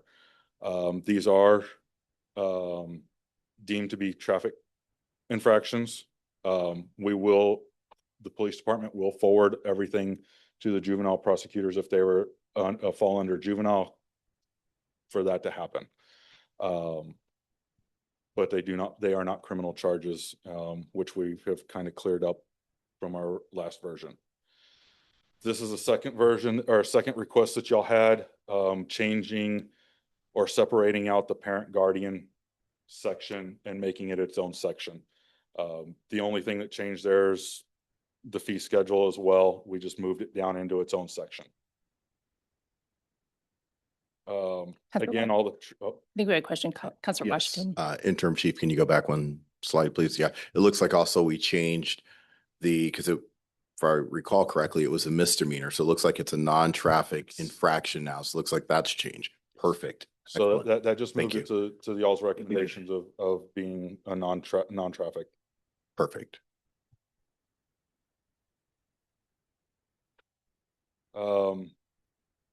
Traffic laws apply when operating these vehicles. So if they're on the roadway, they must obey all the rules of the road. And then we get into the helmet penalty, which we didn't change any of that. It describes what the penalty is. And then it sets a fine of $75 separate for that instance. Sure. Yep, Councilor Benson. On the last slide, the traffic penalties apply. Do also pedestrian, does that encompasses pedestrians laws as well? Not just, okay, right. Anything under chapter 46 will have there. So yeah, let's say somebody's, and I'm gonna assume when somebody's entering an intersection, what laws apply to those pedestrians walking and things like that as well. We're addressing it a little further with addressing the sidewalks and public trails and things like that, because we get a lot of them operated on those trails. And then we've had some people hit in both cities. Councilor Johnson. With regard to the helmets, if you go to that, yeah. So the way it's stated up there was, I believe, how it used to be: motorcycle, electric motorcycle, motor-driven cycle, or moped. That was just a little bit fuzzy, and that came up as an issue on Planning Commission when I was describing to them. They go, "Wait, you need to have a motorcycle level helmet for the." So what's actually in the ordinance now is specifically it talks about under the helmet requirement the electric motorcycle. So just cleaning up the language a little bit from this slide, it's much more specific and precise, which I greatly appreciate. Okay, on to impoundment. Nothing has changed in this section from previous. It still authorizes all the officers to conduct impounds of these motor vehicles. If we find one that's not registered, our practice right now is to still impound it, and the owner, whoever purchased it, will have to provide proof to the tow company that they purchased that vehicle. They do have a VIN, therefore there is some way to document that. Of course, they should all be registered, but that helps clarify that for the tow companies as well. And we're listing the parents in the tow forms and then providing them with that on site when we impound those. Little bit more of that. The tow company is basically the one that handles all the storage and assessment of fees based on that impound. So it keeps the police department out of it, and it keeps us from having to store them and their motor vehicles. So they have their processes for getting rid of those through if they're not claimed. So just to kind of wrap it up, this is not addressing those bicycles, the class 1, 2, and 3 bicycles that have fully operational pedals. This is strictly for the motorcycles, the electric motorcycles that do not have operational pedals. And I just kind of put some of this in there, and then we give that little description that y'all have seen probably 100 times already of what each class is on these motorcycles. So it's just one of those that we're not addressing the bicycles in this. This is strictly motorcycles. We have current ordinances for those that we may look at addressing later, as we've talked about in the past. But right now, this is strictly addressing these electric motorcycle devices. So, any questions? Councilor Benson.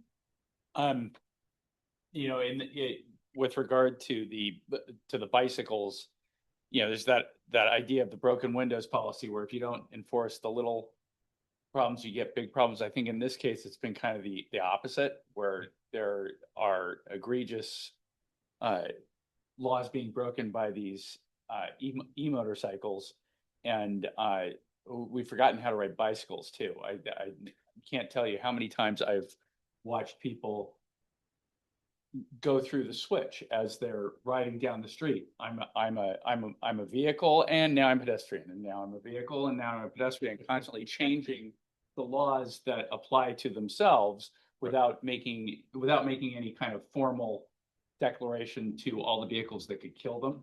And it seems like we have lost the ability to properly use bicycles. Years ago, we had a great bicycle rodeo that we did in town, and I think we desperately need that again. I still remember the bicycle rodeos that I did in elementary school, where the police officers came and they said, no, there's a proper way to use your bicycle, and it was expected that you would use your bicycle properly. And we've lost that, I think, partially because the e-motorcycles have been such a menace that our focus has been on dealing with that problem. But a little kid's going to get killed, or a grown adult who has no excuse is going to get killed on a bicycle, because those laws are disappearing from our common knowledge. So if we could get back to where we're doing those bicycle rodeos, I think that'd be a great thing. I think that our elementary schools should be doing those every single year. It's a good project for us to look at bringing back and utilizing our SRO to help build that. Mayor Pro Tem Holloway. Motorcycles are not allowed to have passengers? If they're equipped to have it, when I showed this example, from the very I'll go back to it. No, that's good enough. So like this device up here, it's catching up. That is not designed to have 2 passengers. That is an electric dirt bike. It's not the way this is reading. It just says any e-motorcycle is not allowed to carry passengers. Okay, there's nothing that an electric motor, if they are functionally and structurally equivalent, electric motor does not make it inherently worse than a motorcycle. So I think you need to look at that and say, unless it is equipped for additional passenger. Okay? Unless you're going to also exclude motorcycles inside the city limits of Snoqualmie from having passengers. Okay? I understand if it's got 1 seat, it's got one person on it. Okay, but you can get a fairly good sized Honda electric motorcycle, which has not a dirt bike, but which is a road bike, and has that seat for a passenger and back. Okay. My other question is, e-motorcycles cannot go 28 miles per hour? So an electric motorcycle has a definition of anything that goes over 28. If it's 28 or under, it falls under and it has pedals, it'll classify as that, as a class 3. So I'll tell you again, you need to revise that section, because it says cannot be under power at 28 miles per hour. It is over 28 miles per hour. Okay, it's a nit. Some lawyer will take you up on it, but it's a nit. We ought to get that right. Okay, and those were my 2 problems with it at this station. 28 miles per hour is over 28 miles per hour. No, Right, as soon as it gets to 28 miles per hour, that's where it's supposed to stop being assisted. If you're, again, I'll do the same example. If you're going uphill and you're at 28 miles per hour, it should still be providing you assist at 28 miles per hour. I thought that was the shut off where the Anything above, it cannot. Watton and then Johnson, sorry. So point of clarification, Chief Horace, we've had many discussions about this, and it's the size of the motor is 750 cc's and up, and many of them can be quite a bit more than 750. But just in relative terms, the reason why the 750 and the over 28 miles per hour is something of that engine size of 750 or more, unless I'm wrong, is definitely capable of going over 28 miles an hour. I mean, they could be driving at 28 miles an hour, but it's still illegal if it's a 750 cc, especially it's 750 watts. Okay, watts. Okay. It's medication. Thank you for the education. Obviously, I don't have one, if you're wondering. So it really, what we're focused on is the size of the engine, 750, because we know that will exceed 28 miles an hour. Is that correct? So like, I'll use the one that I stopped back in July, I think it was, or August. And that one had a wattage of over 13,000 watts. That one was doing 60 plus. So wattage has a huge role in it. We have to Google each one of these devices as well, unfortunately, because it doesn't say 750 watt on the side. Or if they do, it doesn't take much to take a sticker off. So we have to do a little bit of legwork into that. A class 3 bicycle, electric bicycle, can reach the speed of 28 miles an hour, but those devices can also be tweaked, for lack of better terms, and exceed that 28 miles an hour, which is why we have that worded in there at the 28 miles an hour. So you can tweak those. You can tweak the electric motorcycles at a 13,000 watt and make it do a lot more, which we have seen, unfortunately. Councilor Johnson. Yeah, this is going back to Mayor Pro Tem's point about the up to or over or whatever that was. The question was that a nitpick that means that it is a clerical error, or is that something that required a motion? Because it sounded to me like there was potentially disagreement about what that meant or not. Is it satisfactory to say if that is a problem, that that'll just be taken care of as not something that's requiring of a motion?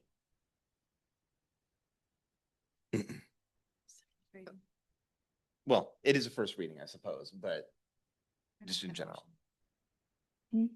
If we were to make that adjustment. Would that impact the second reading? I'm sorry, I didn't know if I followed the question. Sure. Would that impact the second reading if it were to come forward our next meeting as is? Is that something that would be cleaned up as text by staff and it's not required to have a discussion, a motion? It sounded like there was some disagreement about what it meant. And More clarifying. I think it's more clarifying, although. I'm willing to make a motion. Really easy. That bullet right there. Okay. It just, when the vehicle reaches a speed over 28 miles per hour. Instead of a speed of. Instead of a speed up. And take that D and put an in there, but that's it. May I have a second? Second. So we're changing the word to over Changing instead of Reaches up. and a of speed to over. A speed over 28 miles per hour. And so who was second? I second. So moved by Mayor Pro Tem Holloway, second by Councilor Washington.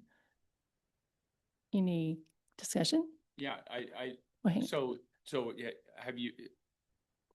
are we assuming that this is the way that they work, or do you have knowledge that it is when they exceed 28 miles That's per the hour, class definition. but not,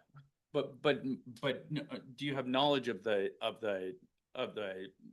motorcycles that it's not when it reaches 28 miles an hour, it's when it gets to 28.01 miles per hour is when it's supposed to stop providing power? Again, the classification says can be powered up to 28 miles per hour. Okay. So that is inclusive of the 28 miles per hour. Councilor Watton. And it's a nit, I admit. But I don't understand. Do you have, okay, all right. And we can ask our am realizing interim I don't chief care. to clarify it. Councilor, instead of going back and forth. Councilor Watton. Yep. 1 second. I'm referencing Mercer Island, and this is on MRSC it is the exact same language that Mercer Island adopted that we're considering with the word of 28 miles per hour. And keep in mind, it's one not equipped with fully operable pedals or has a motor that exceeds 750 watts or has a motor that continues to provide assistance when the vehicle reaches the speed of 28 miles per hour, exactly the way that we have it here. So, we can go with something that's already been vetted and in place, or we could do something that we feel is better. And I think the Washington State Legislature is looking at using the Mercer Island ordinance as well. So yes, the state is looking at the Mercer Island model. They're also looking at what we do and what North Bend passed. And the wording in this section is all the same. Mm. So I'm just throwing it out there. That's what everybody's looking at. This teacher would not let me get away with it. Okay, if you want to go. We're running along those same lines though. So Councilor Johnson in Washington. Yes, I completely understand Mayor Pro Tem's consideration as a teacher myself. It bothers me. But legalese is apparently different. So there you go. Councilor Washington. I yield. Question's been answered. So do we want to vote on that motion? You have to. Yeah. No, there's No, an it's first amendment. reading. There's amendment. Yeah, in the this. amendment. Oh. Yeah, yeah. Oh, sorry. Do we need to vote on that motion? Right, Okay. But it's a first reading of the. ordinance. right. But it would be amended between now and when it comes back in 2 weeks then. The wording would be. Do we need to vote on the amendment tonight? All in favor, say aye. Aye. Aye. So, okay, once you raise your hand, who said aye? So there's 2. All opposed, say aye or nay. Nay. Nay. So there are 5 that are opposed, so it does not pass. Amendment does not pass. Mayor Pro Tem Holloway? Can we get to that section about passengers?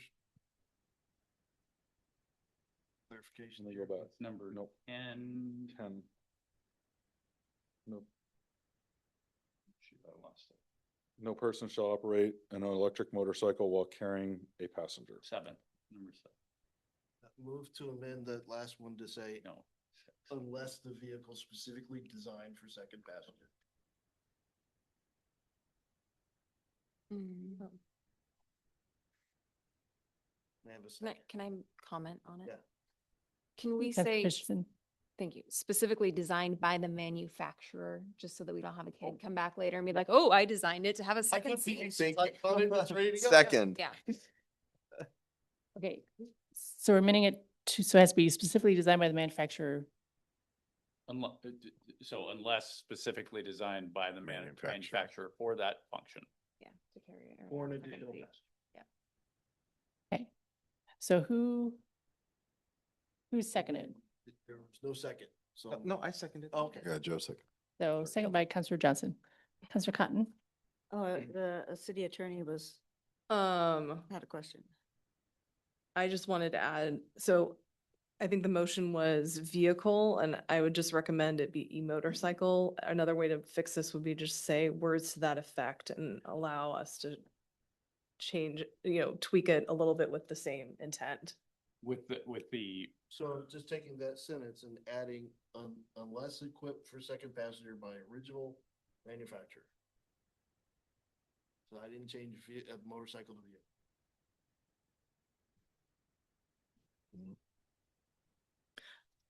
Okay. Councilor Watton? So if we were considering Mercer Island, and I'm just looking at what they put in theirs, they did not specify a second passenger on it. I guess maybe the bigger question is, should we leave it in? Should we leave it out? Is that the issue, or is it the issue that we've got underage, unlicensed riders riding on e-motorcycles?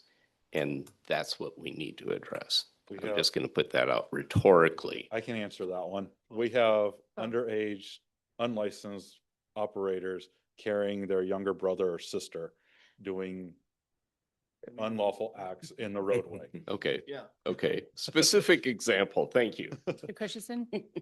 I was going to say the same thing, that I've personally seen it with both what I assume is a younger sibling and a friend who's also not wearing a helmet on the back of it, and I'd like to see it locked down as much as possible. Okay, Councillor Johnson? Yeah, I also would not like to harm our law-abiding citizens who are in fact responsible. So that's why I would be in favor of the motion. So ready to vote on the motion? All in favor, say aye. Aye. Aye. Any opposed, nay? So it's unanimous and that motion passes. Any other comments? Okay, so this comes, I'm sorry, Mayor. Councillor Johnson? Can I just request the staff as appropriate to just give a definition of original manufacturer then? To suggest language for that for our next reading. Because so what someone could do, based on what we just talked about, is someone could say, well, I'm the original manufacturer. I designed it to have two and built it from scratch. So I think it'd be nice if there was something that just specified like an original manufacturer means like an actual established business, not just someone's garage or something like that, as appropriate from staff. Okay. Anything else? Good discussion. So it will be returning December 8th for second reading and proposed action. Yeah. Adoption, yes. Mayor, can I just address one? There was a scrivener's error in the definition section where the definition of city street appeared twice. That was just a scrivener's error. So I will be leading the second part of that in the next version that comes forward. Will somebody talk to that scribe? I will. Right. Anything else? Right. Thank you. Thank you. Moving on to committee reports. Is there a report from Public Safety Committee? I think we did it. Thank you. I think you're right. Is there a report from Community Development Committee? Not at this time, Madam Mayor. Okay. Parks and Public Works, AB 25-110, East Side Transportation Agreement. Councilor Benson, would you please read the introduction and motion? Yeah. Staff requests approval of the East Side Transportation Partnership Agreement for the period 2026 to 2029. Proposed motion is to move to adopt Resolution 1733, approving the East Side Transportation Partnership Agreement. Is there a second? Second. To move by Councilor Benson, second by Councilor Washington. Is there any public comment regarding this item? Seeing none. Councilor, is there any discussion regarding this? We do have our Parks and Public Works Director, Hamlin, here. In case you have any questions.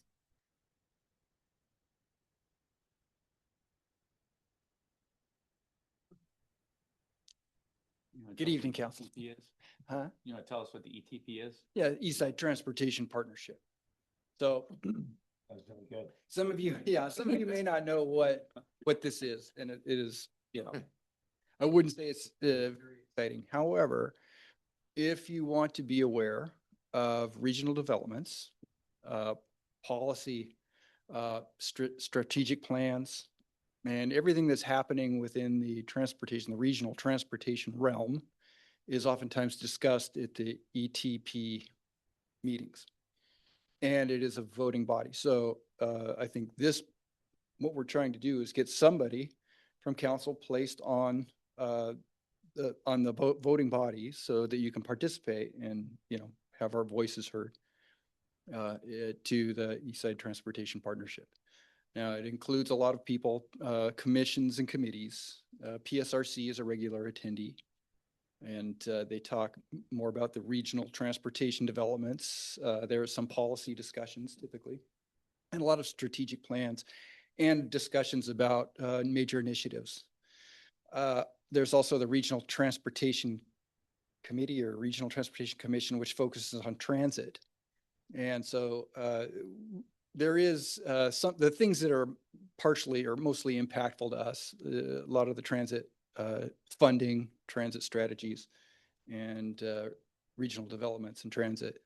which could impact the city of Snoqualmie and the east side communities. So Snoqualmie Valley in particular, we are active in engaging with those folks. So I think really the city of Snoqualmie would be a member of a small city commission. So I think it would be Duval, Carnation, North Bend, and Snoqualmie would vote together. I believe there's 2 votes for those 4 cities.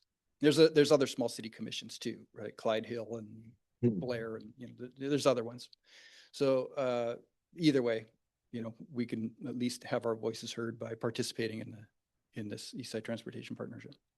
Yes. And I think the way it was described before is we would kind of share a vote with North Bend, and Carnation and Duval kind of share a vote. Correct. Okay. Yeah. Right. And it's actually, for me, I attend frequently these meetings and I find them interesting and informative. But yeah, I'm a weird guy. Right. Any other questions? So it looks like we need to assign someone to it starting next year then. Yes, that's correct. Right. All in favor, say aye. Aye. Any opposed, nay? It is, motion passes, and maybe 25-110 East Side Transportation Agreement is approved. Next one is AB 25-111, amendment of Class 4 Work Crew Master Agreement with Washington State Department of Corrections. Councilor Benson, would you please read the introduction and motion? In August 2022, the city of Snoqualmie approved an agreement with the Department of Corrections for work crew services to support city stormwater and urban forestry operations. Agreement expires on December 31st, 2025. This amendment extends the existing agreement until June 30th of 2028 with minimal changes. Move to adopt Resolution 1736, approving the amendment number 1 to the Class 4 Masterwork Agreement with the Department of Corrections. Second. Moved by Councilor Benson, second by Councilor Watton. Is there any public comment regarding this item? Seeing none. We do have our Parks and Public Works Deputy Director Phil Bennett here that can answer any questions regarding this. Mayor Pro Tem Holloway? So, 1, how does an inmate get into the program? 2, are there offense limitations on who is eligible? 3, what's the pay per worker? So Jason Battles, who presented at Parks and Public Works Committee, got answers to those questions, and I'm here to give them. So on the offences of individuals working on the crews, the response from Department of Corrections was, while we cannot disclose any specific or individual criminal convictions, I can clarify that we do not assign any worker with a sexual motivated conviction or any history of sexual misconduct while in the community. All assigned workers are within 6 years or less of release and must pass a multidisciplinary screening process that includes classification, medical, mental health, intelligence, and facility leadership. Only individuals who meet strict safety, behavioral, and program compliance criteria are approved. So that's answer 1. Answer 2, the wage comparison. The current wage structure aligns with the statewide standard for institutional work programs. And the current wages are consistent with DOC work programs, and the compensation rate is still the highest compared to other job classes. So the particular work that we're having them do puts them in that highest category of compensation. So, Yeah. Councilor Johnson, did you have a question? Is this a follow-up to that? Yes. Okay. Councilor Washington? Did they actually give a number, sir? No, sir. Okay, A number for what? for the wage. I thought the wage was in here. It's in the It was in the information. agenda packet. Yeah. I didn't see that. I'm aware of an average wage, which is what the city calculated based on about 5 months of work. That's $5.23 an hour. Right. Councilor Johnson? Below minimum. I'm sorry, just clarifying on that before I speak. Those $5.23 an hour per individual, or as in like the total amount that we would pay for the work being done? I'm Total going to recon- have to check that, sir. Okay, that's kind of what I thought It was because, per individual in the the notations in the agenda packet. Because I thought that the per individual was more like $1 or $1.25. Did you see that? Yeah, I didn't. So Look. going down to the last page, I think, are you talking about under the cost summary? It says Counselor five- Watton? It's on page 304 of your packet. Okay, thank you. The individuals broken Oh, out about. yeah. Per hour. This is the very bottom Yeah. one, which is the summary, and then this shows it's $1.50 Okay. or $1.04 an hour. Per person. Yes. Per hour. But then the total number for the total number of people is the 523. I think per shift, because it's a group. Yes, of that four. okay, Shift. Yeah, okay. Yes, same that thing. per So shift, then- correct. Then I have my normal thing. if I may. Okay, Counselor Johnson? Thank you. Okay, so 860 hours of work at 523 an hour. That sounds really amazing on the surface as far as the deal goes. But to me, it comes at something of a potential human cost. To me, $1 of work per hour just doesn't feel ethical. These are people who are doing this work on a voluntary basis. They're, to my understanding, not being forced to do it.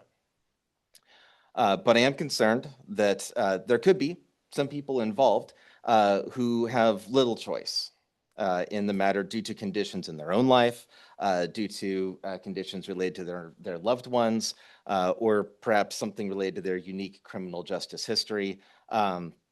For me, this is a little bit too reminiscent of some unfortunate parts of American history.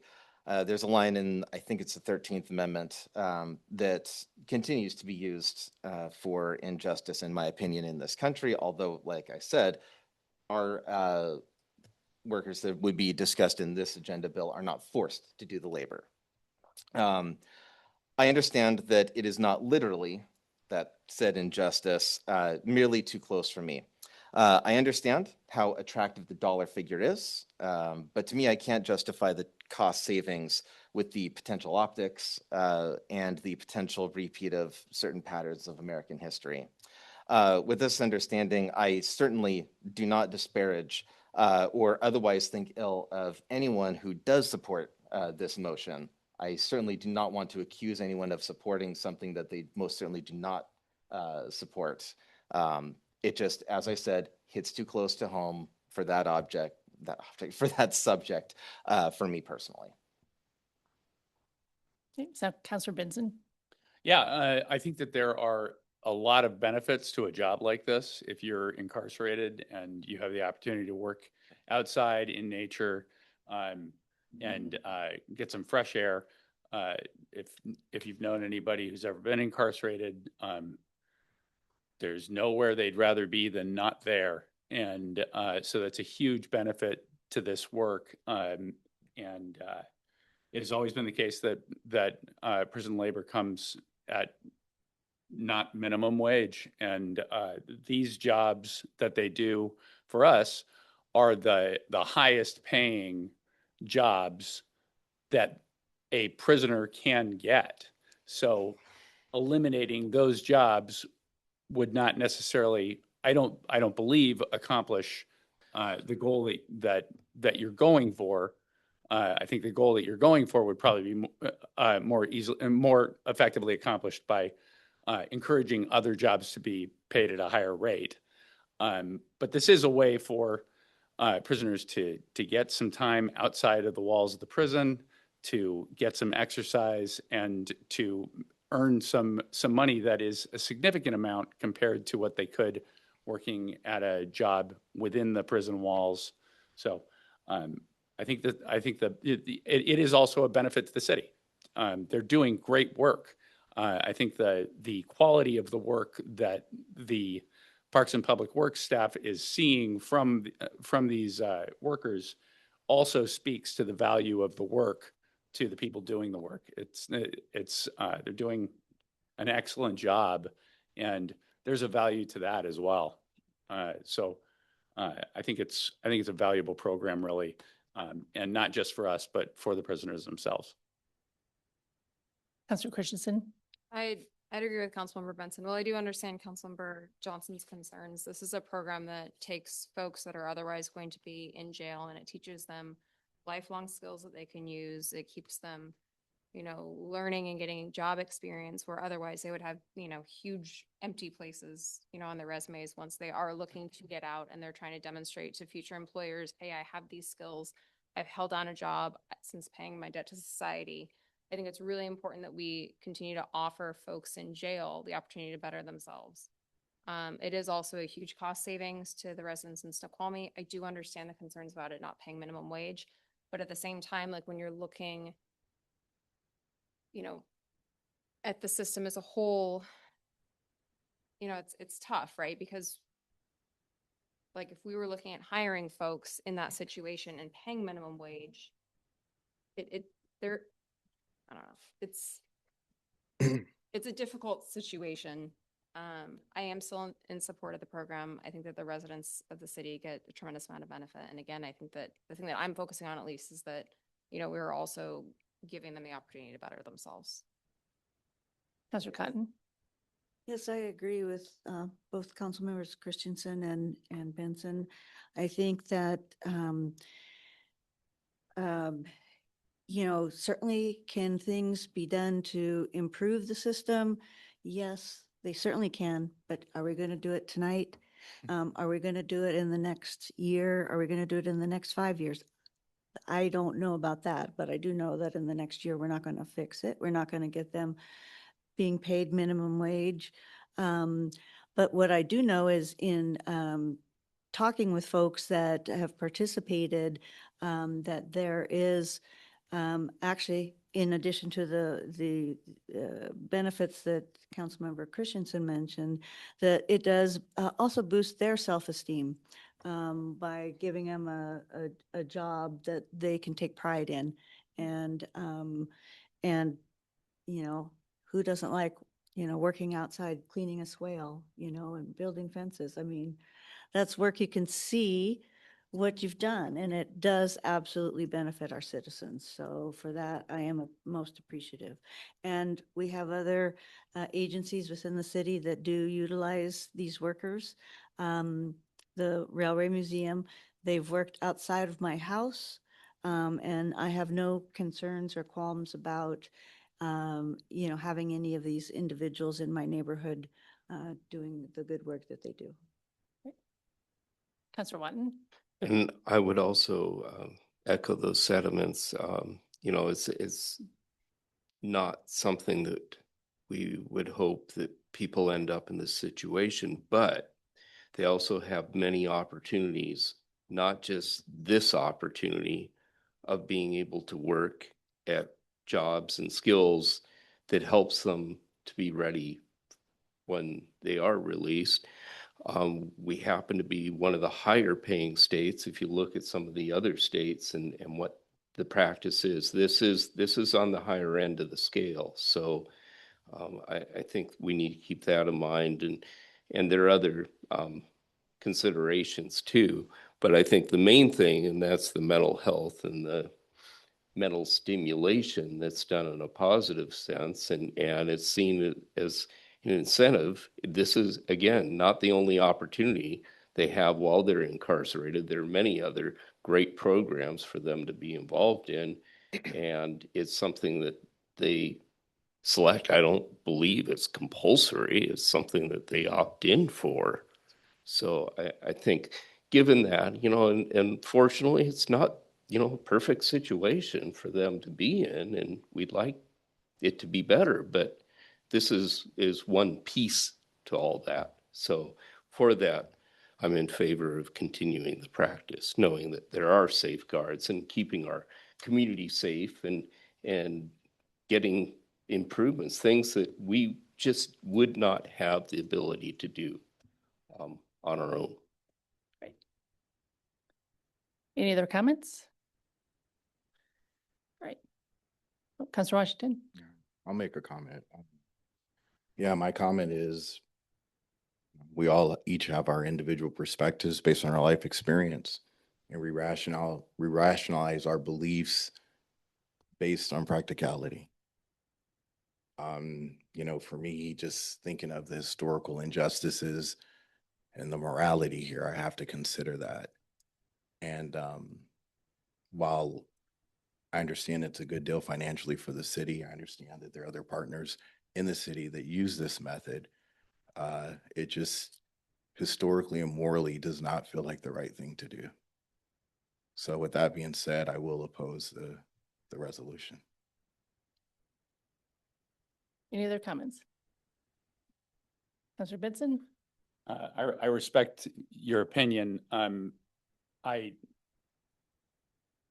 don't appreciate the implication that my view is based on practicality or, I think that there is value to work in general. And I think that there is value to this kind of work to a prisoner. And I don't equate it with slavery. It is voluntary. None of these prisoners have to work. It's a choice that they make, and I'm glad that they make it. And it is an opportunity for them to give back to a society that they are doing time because they in some way wronged. So I think it's another opportunity for rehabilitation in a real and positive way. And I think that's a blessing to everyone. Councilor Washington? Yeah, I'll respond. I did mention the word slavery, but while we're on the subject, I will, and I would ask, punishment or not, would anyone in this council be comfortable with their child making $2 an hour? Yes. I used to make a quarter for babysitting.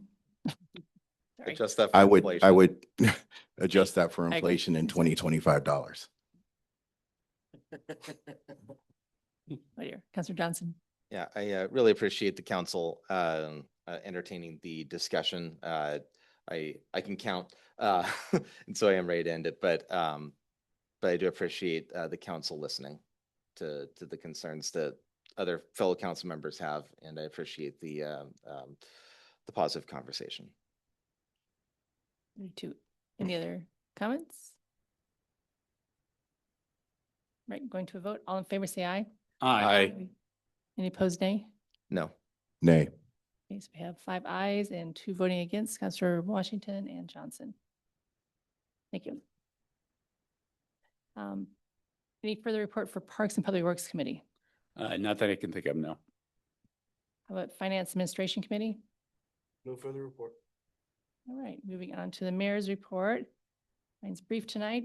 We did have a good transition plan meeting today with Mayor-elect Jim Mayhew, which includes clear communication protocols, the upcoming oath of office that he is taking this week, and scheduled meetings with administration and departments to support a smooth handoff.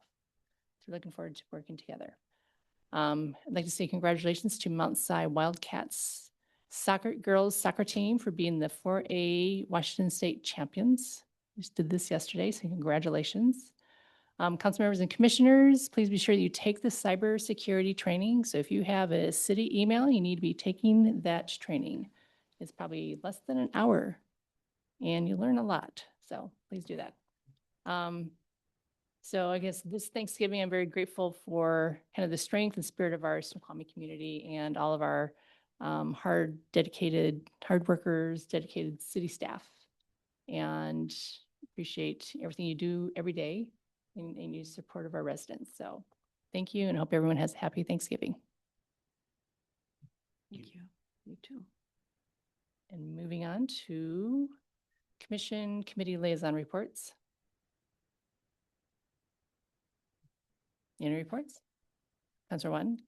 The Economic Development Commission is moving forward on their top 10 EDC recommendations, and they will be meeting with North Bend in a joint meeting upcoming in either January or February. Yeah. Thank you. Councilor Christensen. So for SCA's pick, Councilmember Washington attended this last week, but I also sat in on the nominating committee, and Sound Cities Association has worked to fit candidates for the existing positions that they have on the more regional boards. There will be another opportunity to apply in January. I hope to see some more council members submitting applications. Mayor can also do that in the new year, and it's really valuable to have folks on these commissions, both for networking, for making sure that our voices are heard, and making sure that, you know, we get East Side representation out on there because it is really, really important. And again, also to make sure that the smaller cities are having their voices heard too, because we typically see a lot of folks and it's kind of a constant discussion and balance between North King County, excuse me, and South King County. And we need to make sure that we're out there or we will just get missed. Okay? So please do consider applying again. I know I hound folks regularly. So please consider it. I'll be coming after you in the new year too. Great.